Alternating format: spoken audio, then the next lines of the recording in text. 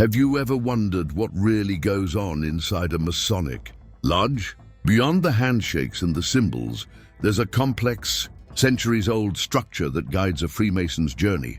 Today, we're pulling back the curtain to reveal the hidden hierarchy of Freemasonry, from the first step inside the lodge to the highest echelons of Masonic knowledge. Stick around, because what you're about to learn might just change how you see this famous fraternity forever.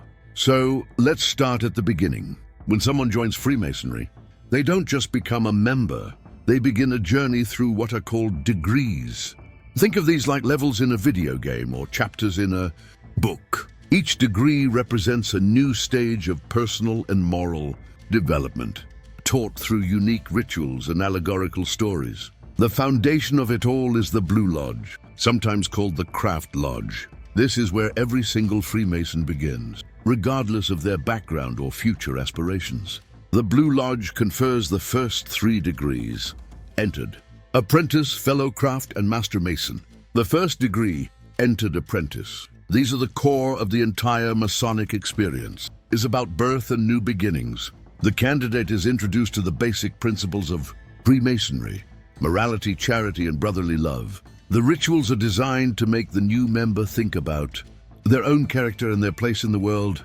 It's a symbolic fresh start, laying the groundwork for everything that follows. Next comes the second degree, Fellowcraft.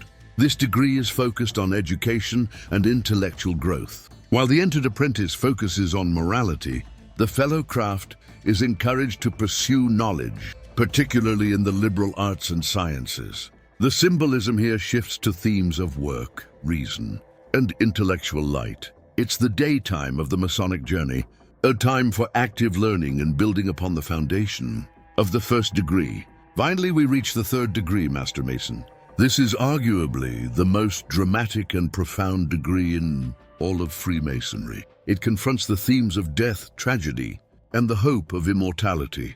The ritual is a powerful allegorical play that teaches lessons about loyalty, integrity, and the importance of living a virtuous life. Once a man becomes a Master Mason, he is considered a full and complete member of the fraternity. He can hold office in his lodge and participate in all its activities.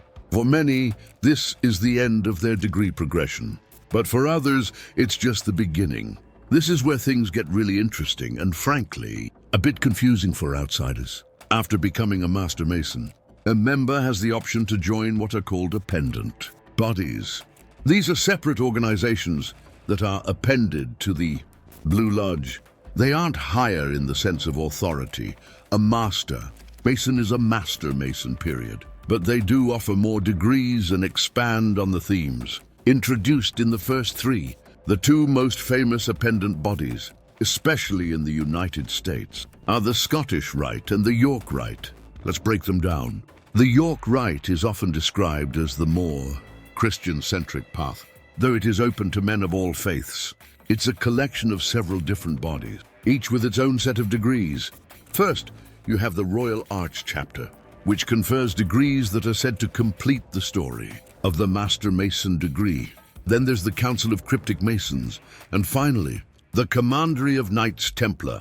The Commandery degrees are particularly notable for their chivalric themes and are the reason the York Rite is sometimes associated with Christian Masonry, as membership requires a declaration of Christian faith. On the other hand, we have the Scottish Rite. This is probably the one you've heard the most about, with its famous 32nd and 33rd degrees. The Scottish Rite expands on the Blue Lodge lessons through a series of 29 additional degrees, numbered from 4 to 32. These degrees are complex philosophical plays, exploring everything from ancient history and religion to ethics and governance. They are conferred in groups, not one by one, so a Mason can progress through them relatively quickly. The 32nd degree, Master of the Royal Secret, is the culmination of this journey. Reaching it is a significant achievement, signifying a deep commitment to Masonic education. But what about the 33rd degree? This is where a lot of myths come from. The 33rd degree is not something you can just earn. It is an honorary degree, awarded by the Supreme Council of the Scottish Rite to members who have given outstanding service to Freemasonry or to society in general. It is a recognition of merit, not a position of ultimate power. There are very few 33rd degree Masons, and they are highly respected within the fraternity. So, is a 33rd degree Scottish Rite Mason more powerful than a Master Mason in a Blue Lodge? Not at all. In his own Blue Lodge, he is simply a brother, just like everyone else. The Blue Lodge is the sovereign body. The Grand Lodge of a particular state or jurisdiction is the ultimate governing authority over all the Blue Lodges within its territory. These appendant bodies, like the Scottish and York Rites, operate under their own national or regional leadership, but always recognize the authority of the Grand Lodge system. Think of it like this: the Blue Lodge is your home country. You can travel to other countries and join clubs there, the York Rite, the Scottish Rite, the Shriners, but you are always a citizen of your home country first and foremost. Beyond the York and Scottish Rites, there are numerous other Masonic groups. The Shriners, officially the ancient Arabic order of the nobles of the mystic shrine, are probably the most visible. You've seen them in parades with their red fezzes and tiny cars. The Shriners are a social and philanthropic organization for Master Masons, famous for their network of children's hospitals, which provide top-notch medical care completely free of charge. To become a Shriner, you first have to be a Master Mason. There's also the Grotto, the Tall Cedars of Lebanon, and many others, each with its own unique focus. Whether it's community service, social activities, or further philosophical study, each of these organizations contributes to the rich and diverse tapestry of the Masonic world. So, to recap the entire structure, it all starts in the Blue Lodge with the 3 foundational degrees entered: Apprentice, Fellowcraft, and Master Mason. This makes you a full Freemason. From there, you can choose to join appendant bodies to explore more degrees and teachings. The 2 main paths are the York Rite, with its chivalric and Royal Arch themes, and the Scottish Rite, with its philosophical journey up to the 32nd degree, and the honorary 33rd. All of these bodies operate alongside the Blue Lodge system, with the Grand Lodge of each jurisdiction holding the ultimate authority.